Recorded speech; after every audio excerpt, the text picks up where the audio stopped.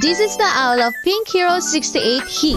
Not just a keyboard, a weapon for your hands. At meron nga itong magnetic switches technology na 0.1mm observation, so every move calculated. And with 32 LED RGB neon box, your setup now it glows.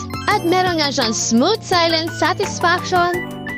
So thanks to 5-layer soundproof build dito. At isa sa nagustuhan ko dito ang kanyang keycaps na side engraving pink.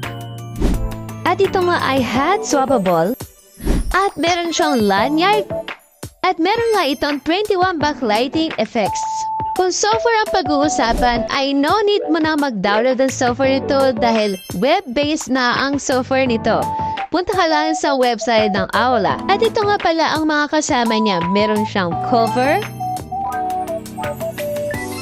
manual, 2 magnetic switches, lanyard, fuller, cable, at ito nga pala ang sounds niya.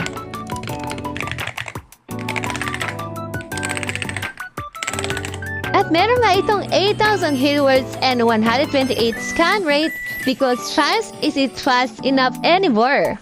So mga keyboard buyers, if you've been thinking about upgrading, this is your sign. So kung gusto mo rin ito, ay ilalagay ko na lang ang link ito sa yellow basket. Ayan lang.